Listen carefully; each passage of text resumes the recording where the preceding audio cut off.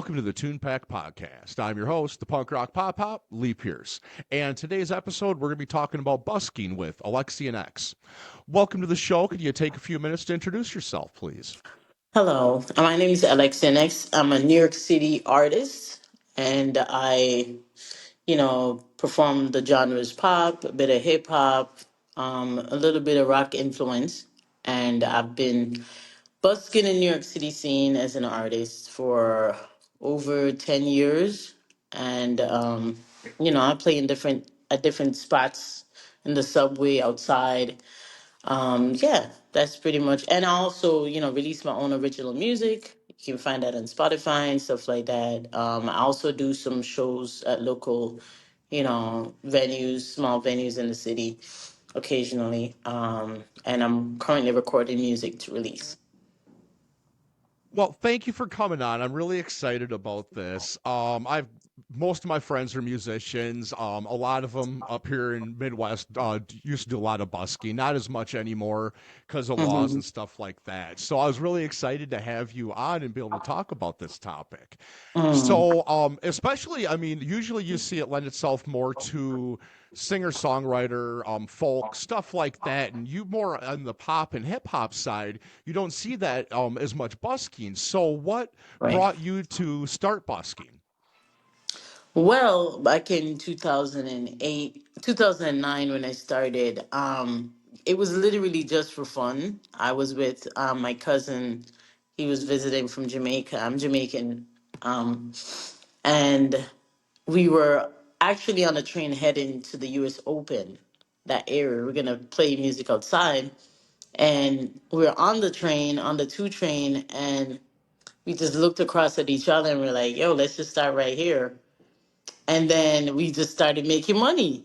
So we started singing, and he was playing a tiny keyboard, and I was singing, and I was like, wow, let's just start singing. And we started singing, and we made like over $300 that day. So at the time, we were like, whoa, this is crazy. You know, we did it for a couple of hours, and it was insane how much money we made. So we're just like, you know what? Let's just not even go. We didn't end up by the US Open, just to say the least. We ended up just busking on the train, and yeah, and then from ever since, it's been a part of my journey as a musician. Where it's giving me money to live basically. And there's times when I take a good little break. Like right now, I've been recording a lot, so I've taken somewhat of a break from busking like every day kind of thing. So yeah.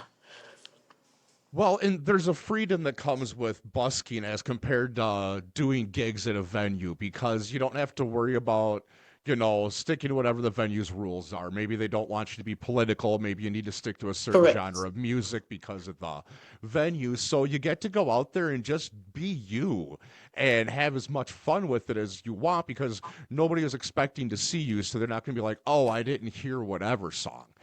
I mean, what experiences have you had with busking that really stood out that are still memorable?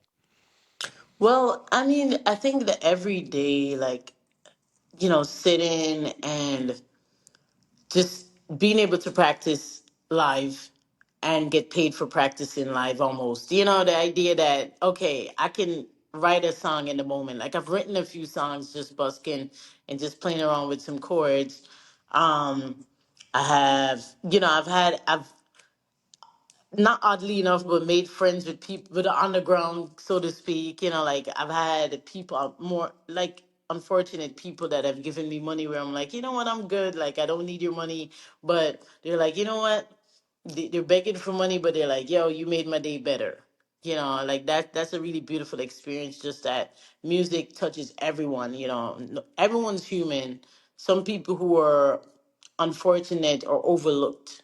You know it's good to see them as well enjoy it and to be of service to everyone, no matter how big their pockets are, no matter what race. It's just like it's good to be able to connect to people with your gift, with your skill. One crazy experience I've had early in busking. I think this happened the second year of busking. Not too far into it, I actually got arrested because I didn't have at a point where it was on the trains. Like there was a point where it was physically on the trains, and I'm getting off my car on the one train, and this like two guys stand in front of me at the door, and I'm like, trying to get to the next car. So I'm like, all right, where's these guys don't move? And they're like, can you step to the side, ma'am? And I'm like, oh crap. They're undercover cops. And they're like, do you know that it's like illegal to panhandle kind of thing? And I'm like, I'm just singing, and people give me money because they want to. And then yeah, I didn't they were like, can I get your ID? And immediately I'm like, oh crap. Like I knew I left my ID at home. And this was like, I was at City College at the time, so I would have had my school ID, but I left it. And then they're like, I'm sorry, but we have to take you in. Crazy. They take me in, and at the time it was during the fire of there was a fire at a courthouse. So they were telling me that they can't do the arraignment today, the whole process with the judge. So I'm gonna have to stay the night at a holding cell. So it changes from seeing the judge the same day to spending the night. It was the whole nonsense. I go in front of the judge. I say, "Oh, I'm here because I was singing on the train," and they said, "Okay, don't get in any trouble for a few days, and it will come off your record," kind of thing. So, that was a wild experience for sure. Because at the time I was probably like 21, and just running around on the trains making my money, and here's this moment of just you know nonsense, so to speak, because it's not like I was doing anything crazy. Obviously I was just singing, but it is what it is. But yeah, those are some of the experiences, that being a very memorable experience for sure. Well, yeah. Well, touching on the first one, I know just as a human being that loves music, every second of my day there's music playing in the background, or it's in my head, or I'm singing it to annoy my family. So, like, when I walk out of a store or I'm out someplace and I see live music, whether like it's in a park or somebody busking, it doesn't Right. matter what the genre is, it doesn't matter who they are, who's around, it brings a smile to my face. Absolutely. So, just as a music fan, thank you for being one of those people that are out there providing joy to everybody when they're not expecting it, when they might need it most. Because I know when I'm out in public is when I need it most. Oh yes. Oh yes. Definitely. I've had this one guy. I remember a particular experience where, I'm singing. I think it's "I Can Make You Love Me," Bonneray, and he just starts crying, and he just keeps crying, and he's like, "You know what? Thank you for that song. Like, I'm going through a hard time with my girlfriend, and that really touched me. You have a beautiful voice." Just, and that's a daily experience. Not necessarily somebody crying, but just like people really pouring into you as you pour into them. That love and the just you sharing your gift, sharing your skill, and people appreciating it. And it really show. And then they're giving you money too, and it's at a rate of just like appreciation, you know. And you have the dailies that every day they see you, they'll give money to you. And it just reassures you that you're on your path, and to keep going and keep building. It's not easy, as you know, it's not easy being an artist. It's not easy trying to make a living as an artist. But I think the beautiful thing and the reward is just how much you learn about humanity, and you realize that you're an essential part of the world and its general function, you know. That's a really cool way of looking at that. I appreciate that. And then you'd mentioned while talking about being arrested. I'm sure that's had to have you get looking into, ordinances, and because I know it's not just city. I mean, every state, county, city, and even areas of cities can Hmm. have their different ordinances, or just Correct, some correct, businesses, will just say get out. I'll get out from correct. my business. So, what helps you decide where you're going to busk and how much of the legal side of that affects that? So now I'm on the platform, which is legal. It's freedom of speech. Um, and there's been some moments, with other buskers where there were issues, and there were suings and different things happening along that end that also allows me to do what I do. Um, so once I'm on the platform, I'm playing at a appropriate volume, and so that, I'm aware of that now. They do have some programs you can be a part of, but I'd rather do my own thing. And yeah, I'm definitely doing it legally, and everything's good now. And as I said, I go as often as I desire to be there. And what's interesting is, as the economy shifts, and as someone, whenever you're an entrepreneur, whenever you do your own thing, you can judge what's happening in the economy. Right now, people are kind of holding on to their money. um and you won't even get as much like physical change, because of Venmo, Cash App and stuff like that. People are holding on to less cash.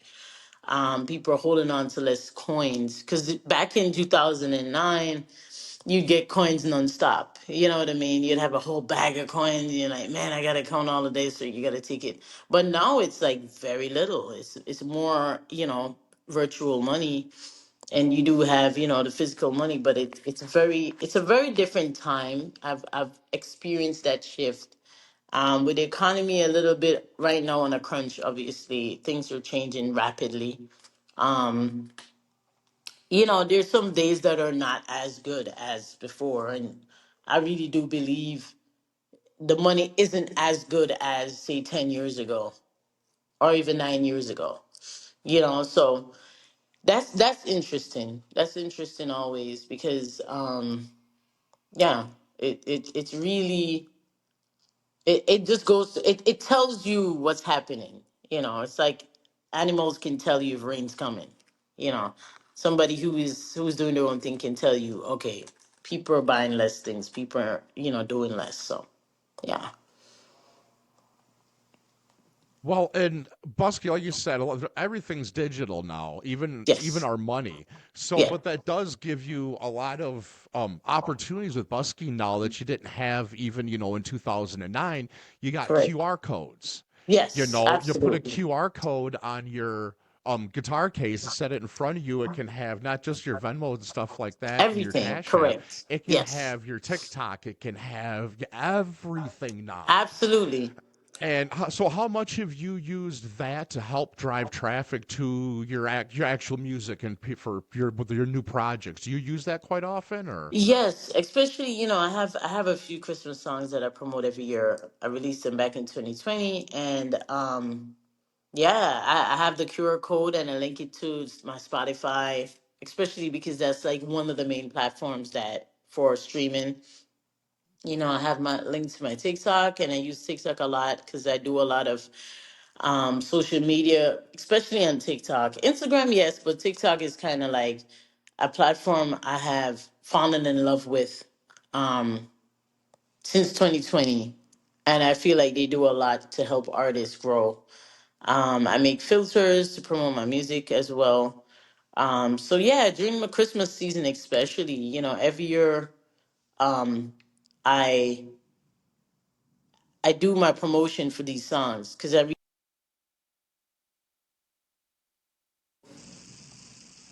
Is it good? The connection didn't get.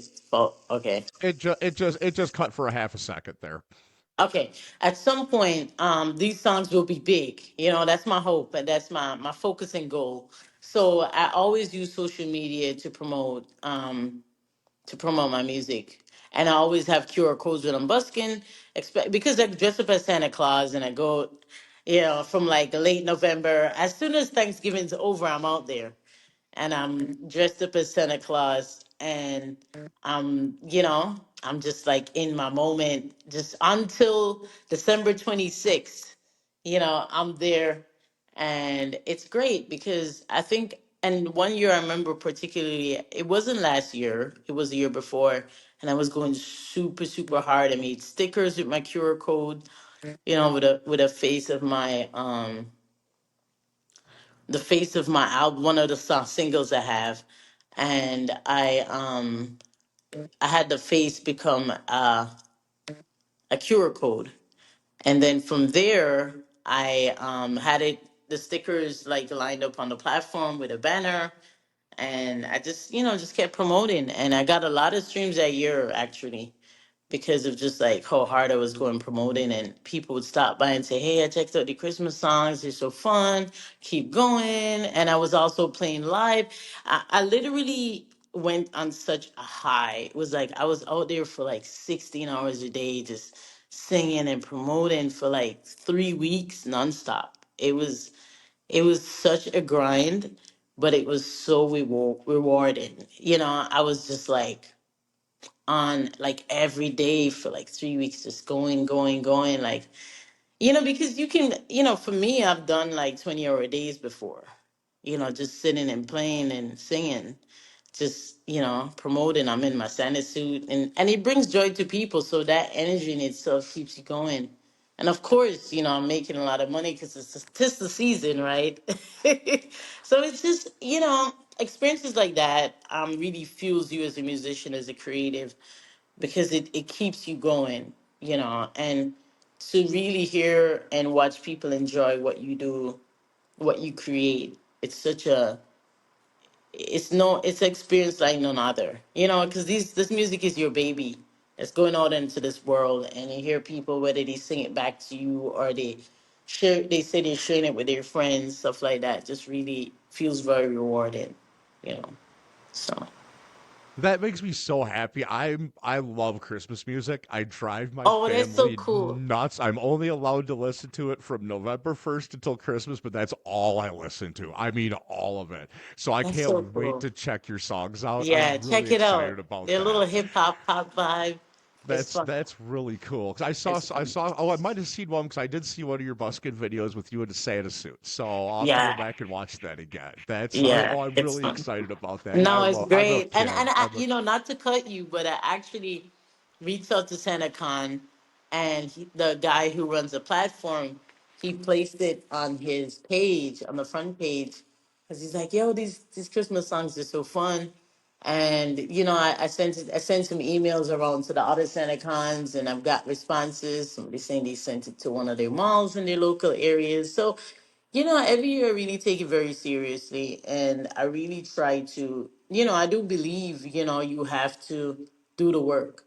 There's no getting around the work of marketing. You can have the best song in the world, but if you're not heavy on the marketing, if you're not heavy on trying to, there's the what they call guerrilla marketing, where you really have to like send emails. I've sent probably over 2,000 emails already in regards to my music, just to keep it going out and finding different, not just individuals necessarily every day, but different avenues for it. I've sent it to stores, I've gotten played in Europe and different places. And it's just important to not have doubts sit on you about marketing, because the principle of marketing is you give 100% and you get 2% back. That's just what it is, but that 2% is something better than you had the day before. So I'm really big on just doing the work and not having extreme, because I've done a lot of different testings with, even say, Facebook ads. I've done tests. I've used, I don't know if you're familiar with the platform, but I've used like Submit Hub and done influencer marketing. And I've had results in different ways at different times. So it may not work this one time, but it can work other times, So it's always important to not get too caught up on the immediate results, and really just be open to trying. And the process of trying is continual. It's not going to be the one time you hit big. You could, but that's not necessarily realistic consistently, So that's my take on marketing for sure. It's a never ending journey of trying, you know. Well, that's for sure. And so, I mean, in busking, it's such a great marketing tool. I mean, it's so many things. I mean, it's its own art form, it's Yes, its own job, and it's an incredible marketing tool that a lot of artists. Well, a lot of artists is just it doesn't lend to their genre. You don't you can't. There's only certain genres that work for busking, or that correct. busking works for, or vice versa. So it's such a great tool because now I can go see you at a gig. I can stream or I can buy your vinyl, whatever you got. I can see your videos on TikTok, but now I can go see you live in person, however many days a week, in Hmm. your best version of yourself when you're the freest and you're having fun with it. Absolutely. And it's such a great tool. So do you use kind of like you said, you use the QR codes to drive traffic when you're busking? Do you Hmm. use your social media to drive traffic to where you're gonna be busking? Like announce where you're gonna be? Well, sometimes, especially being a New Yorker, you always think about safety, which is a big thing. So sometimes I don't necessarily like to announce where I'm gonna be, um, just for my own safety. So yeah, I mean, if it was more like I have security and I'm able to afford security so that whoever comes through, the crowd is being monitored, I would more likely be open to sharing where I'm going to be. But just out of safety, I don't usually announce because I just kind of pop up and who's there and who's willing to give. And in the area, usually I'm busking a particular space, a particular place.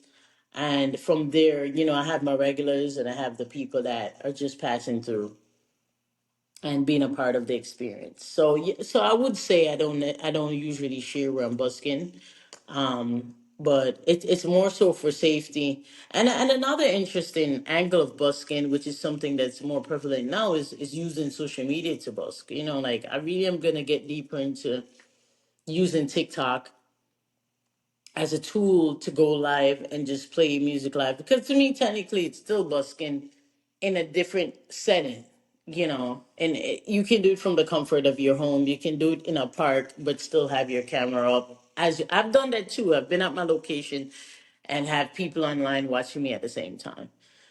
So that's a super cool angle too, because now, you know not just that you just have your QR code, but now your social media is that link to them seeing your Cash App, Venmo, going and streaming your music directly, because now they're experiencing you live from a different. And I've seen other buskers do it as well. They set up outside and then they have the live stream going. So it's really cool to have that as an option, you know, for busking. I just want to say, I have almost all my friends are musicians. All the guests I've had on and stuff like that. Your view on marketing and promotion is just amazing. You are very impressive the way you tie all the aspects of it together. Because, I mean, that's what, with any industry, not just the music industry, but it's particularly the entertainment industry, there's so many avenues for promotion, whether it's live on stage, Mm-hmm. it's what you're producing in the studio, if it's streaming, if it's your online content, if it's your busking, whatever it is, and you're just tying it all together and making it all work for itself too. And it's just so refreshing to see.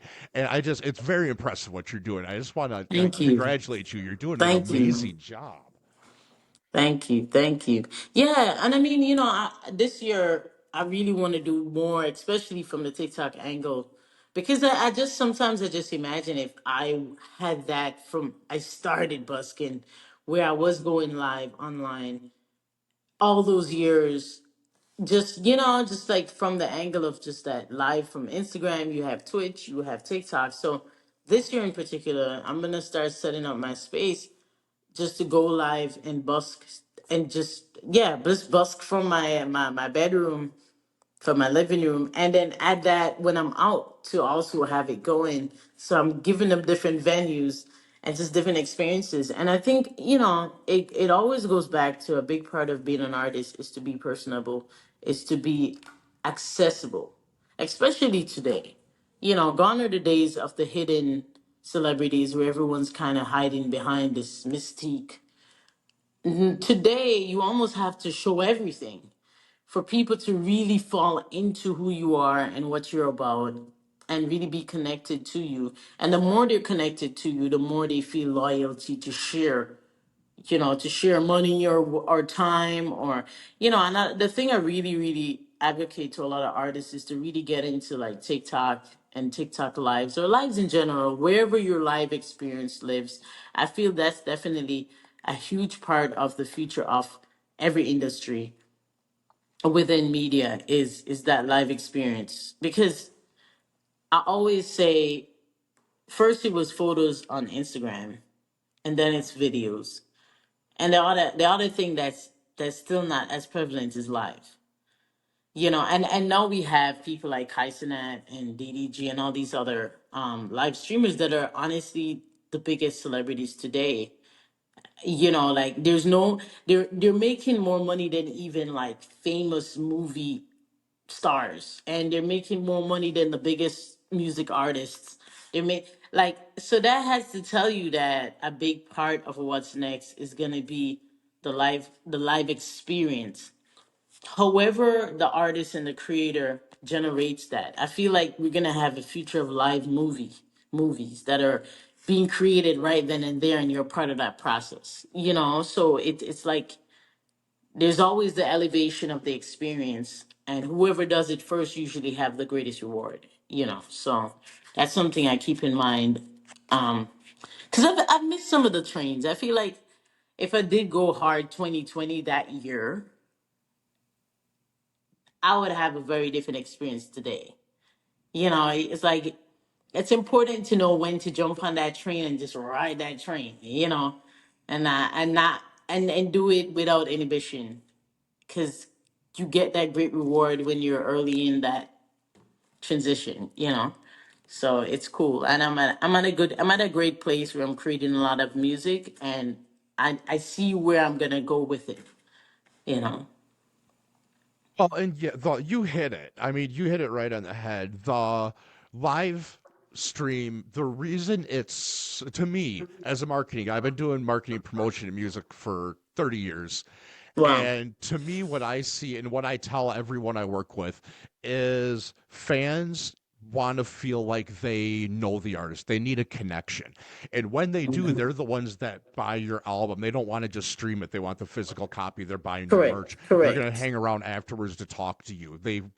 Everyone innate nature of being a human is you need to be a part of something bigger than yourself. And it's good Yes. for us, whether it's an artist or a sports team or whatever. I talk about Yes. this quite Yes. often, but for fans to be able to connect with an artist like that, and live stream is the best way to do it, because you really got to flip that switch and be like, fuck it, if I mess up, I mess up. I gotta let him in. You Yeah. And gotta they let want to him see the in. mess up too. They do. They want to see the real you, and that's what Yes. fans. As a fan, that's what I want to see, and that's why the Twitch streamers, the people that all they do is stream. They're not even promoting anything. It blows my mind. It blows my mind. But it's Because because human they're beings, we're obsessed with each other. yes, we want to be the behind the scenes, Yes. back when it was just DVDs, the behind the scenes bonus footages. Oh I'd yeah. pay I'd pay an extra $20 so I could Yeah, see that's that true. stuff. That's true. That's true. And I mean, I work for my other job, I work for a record label, and I tell the bands the same thing. Film that behind the scenes stuff. Mm-hmm. The Mm-hmm. stuff that you don't think is important, that's what fans want to see. Yeah. So when Yeah. you're doing the live videos, especially even if it's your busking, that's cool Yeah. too, because if you're doing it, whether you're in your bedroom doing it or you're out on the street doing it, I can sit in my bedroom and watch it. And I'm like, hey, I got to watch somebody Exactly. busking today live. Yeah. That's pretty And cool. here's the other cool angle too, because now with TikTok, you can also sell products. So it's like imagine you have a room and someone's like, "Yo, where did you get that shirt you're wearing?" Or "Where did you get that thing in the background?" So you can actually subliminally, you know what I mean? It's interesting. Like I'm obsessed with marketing from the jump. Like I literally during 2020 to like 20, I was just reading a lot and just like really immersing because for me there's the music and then there's marketing. It's two of the same in the sense of you have to know how to sell a product as you create it. So you have to think, how do I put something in the world and also push it to the, how do I get it in them, mentally, emotionally, physically, and have them be a part of that world and have them be, obsessed with that world. Because you kind of want to, because human beings, we tend, once we lock in, we lock in. You know, once somebody's in love with you, they're in love with you, even in friendship, in interacting with people. And, you know, whether it be you compliment them about what they look like, that's a big way to get people to open up. As we all know, you know, it's just like they have to feel a real connection, and a connection that doesn't feel judgmental. It just feels like a, like you're vulnerable, and you're like, you know what, I have the same bad days like you do. I understand how you feel. People just want to be understood. And I feel when you allow that, that's when you truly get the connection. And it's not just about money, it's about the sustenance of happiness, you know, because everybody spends money because they just want to feel good. We need it because we want to feel good and comfortable. It's not, you know, I always look at it with music and all those things. It's about, I listen to my favorite song because it makes me feel good. You know, I watch my favorite show because it makes me feel good. It's always about how you make people feel, you know. So I think when you lead with marketing from that space, that you're trying to share this joy that you have, and you're trying to find all the ways to spread it, then you really start thinking of ways to do that, you know, and not be so caught up in the numbers. Like, oh man, I only reach 5 people. Reaching 5 people every day is amazing. It's amazing, you know. And I mean, I'm an analytics nerd. I'm a marketing guy through and through. Yes, I'm a musician. I love music. I've been doing this for 30 years, but Hmm. I'm the marketing nerd. I liked the commercials more than the That's toys when amazing. I was a kid, you know. So like I've always loved the marketing side of things. And just seeing what you're doing is just it's incredible. It's really I'm gonna do incredible. more. I think the big thing next to like knowing how to is to do it every day. And that's the hard part. To be honest, I have some great ideas, but I think my issue, and you always have to know what your weaknesses are and how you can improve, is that I have to create a really gridded system, and I have to be super consistent within it. And I noticed that for a lot of artists, sometimes it's hard to be consistent because, you know, and I think there's process too, because as you know, you've been in the labels, it's like you're never making a song and promoting and on tour at the same time, you know. And as an independent artist, sometimes you can get into that rut where you're trying to do too many things at the same time. Like, first you got to create the music, boom, that's out the way. Then you got to think, okay, how do I, well, you're thinking about the marketing, but now you're doing the marketing, and then you're doing the touring, you know. So it's kind of like you have the marketing plan, the music is created. And so for years I struggled with that, and I would release one song and promote it and then disappear for a while. And that doesn't really work because you kind of have to build momentum, and you kind of have to have, it kind of has to have a push to that, you know, where you have a couple of songs and then you do the push. So I kind of realized I was doing it wrong. And sometimes, and when I'm in creative mode, it's hard to also be in get cute market mode. Because then you're the person doing everything anyway. Exactly. All right. So, Mm. what advice do you have for artists that are just getting into busking or thinking about doing it, other than obviously find out legal side of it? Hmm. Obviously top. But other than that, what advice do you have for artists that are getting into busking or want to?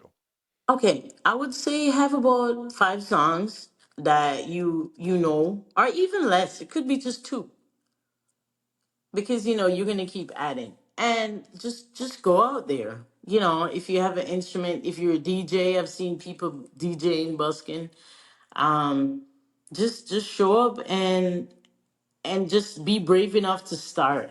I think that's the thing, and it's always hard to strike the first chord. And I remember when I just started, and somebody turned around, he's like, "You have a nice voice, but I can't hear you." You know, like, sing louder. And I think that's the thing. Like, you just gotta do it. Just show up with your instrument, get you a little amp if you have an electric guitar, keep the volume low, and our acoustic preferably, because you know it is preferred that you use acoustic instruments when you busk. Bring your guitar out or whatever horn instrument, whatever you do, and just do it. Yeah, and that's the hardest part for most people. It's the showing up and just starting, finding a spot where you, a spot where people wait as well. Because sometimes, I had a moment when I went out to Times Square or that area, and because it is heavily trafficked, but people aren't necessarily waiting. So a big part of busking is to find places where people wait. You know, if they're not waiting, they're not gonna see you. So it's more so to find a place where people are waiting, hence the subway platform. That's a good spot because you get them for 10 minutes, 5 minutes at a time. So, that's all you need in human. It's like if you get 5 minutes of somebody's time, and it's usually undivided, because a lot of times when people are in physical spaces, yes, sometimes they're on their phone, but you override that distraction because here you are in physical form. That's where the life thing's important too. Here you are in physical form, that you're overriding that distraction, and now they're listening to someone. So yeah, my advice would be show up and just do it. Show up and just do it. Have a good setup. Bring your water. Um, Maybe have some snacks so that you're not just getting up immediately. You have to remove all the excuses. All the inconveniences. Have water. Have some food.